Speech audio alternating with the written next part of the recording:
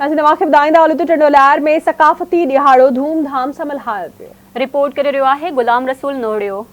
समूरी सिंध जी टंडोलार में भी आवाज़ टीवी पारां ॾिनल स्लोगन सिंध जी तहज़ीब जो आइदो इल्म इताद टेक्नोलॉजी जे सिरे हेठि सकाफ़ती ॾींहुं भरपूर नमूने मल्हायो वियो। टंडोलार प्रेस क्लब साम्हूं मुख्य तक़रीब मुनक़िद कई वई, जिते शानदार स्टेज पिणु तयारु कयो वियो, जिते ज़िले जे मुख़्तलिफ़ इलाइक़नि मां ईंदड़ रैलियुनि जो सिंध जे नामियल राॻियुनि क़ौमी गीतनि वसीले शानदार इस्तक़बाल कयो। उन मौक़े ते सिंध तरक़ी पसंद पार्टी जीए सिंध माद जे अॻवाननि ऐं टंडोलार वासियुनि आवाज़ टीवी सां ॻाल्हाईंदे चयो त ज़िंदा क़ौमूं पंहिंजी सकाफ़त ईअं मल्हाईंदियूं आहिनि जीअं अॼु समूरी सिंध अजरख ऐं टोपीअ सां जरकी पई आहे। पहिरीं त असां जेको आहे सिंधी टेलीविज़न नेटवर्क जो जेको आहे तहे दिलि सां शुक्रगुज़ार आहियूं, स्पेशली बिलख़सूस आवाज़ टीवी जो। ऐं उन हिसाब सां हीअ जेको एकता ॾियारो आहे, हिन ॾींहं खे जेको आहे असां ईद जे ॾींहुं वांगुरु सेलिब्रेट कंदा आहियूं। अफ़गानी, बर्मी, बंगाली, बिहारी उन्हनि खे सिंध मां फ़ौरन जेको आहे सो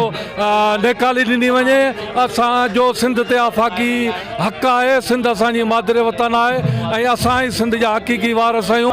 असां मुबारकबाद पेश था करूं सिंध टंडोलार प्रेस क्लब के दोस्तन के जिन्होंने ये तमाम बेहतरीन प्रोग्राम अनाउंस किया है, असां सेलिब्रेट किया। सकाफ़ती ॾियारो इनके असीं ईअं न पर ईअं सम्झी जीअं असीं ईद जो ॾींहुं करे भला शुक्रगुज़ार आहियूं आवाज़ टीवी जा, जेको ही जॾहिं खां डिजिटल मीडिया या जेको इन सकाफ़त के जेको सिंधी सकाफ़त के जेको उजागर कयो आहे, हुन में असां सम्झूं था आवाज़ टीवी जो वॾो किरदारु आहे। अॼु बि हिकु भेरो ॿीहर टंडोलार में जेको स्टेज आवाज़ टीवी सजायो आहे, असां हिननि जा शुक्रगुज़ार आहियूं। हीअ असांजी जेका तहज़ीब आहे 5 खां 7 हज़ार साल पुरानी है, जैसे उजागर करण लाइ जेका शुरुआत कई तव्हां टीवी के दोस्तन पहिरियां त तव्हां जसल हो, उन खां पोइ उजागर करण लाइ जेका सिंध तरक़ी पसंद पार्टी है अॼु पूरी सिंध में सकाफ़ती रैलियूं कढे रही है। क़ौमी हिकिड़ो बहितर नमूने सां जेको आवाज़ टीवी वारनि जेको सो बहितर नमूने सॼी सिंध में बहितर अंदाज़ सां जेको सॼी सिंध खे क़ाइल करे सॼी सिंध खे हिक हंधि गॾु कयो आहे ऐं सॼी टीम खे जस्तो ॾियां। साल में 3 ईद ईंदा आहिनि, ॿ हूंदा आहिनि मज़हबी ईद जेके असां ख़ुशी सां मल्हाईंदा, 3 असांजो हूंदो आहे सकाफ़ती ईद। ऐं इन क़ौम के मां जेस ॾियां थो जे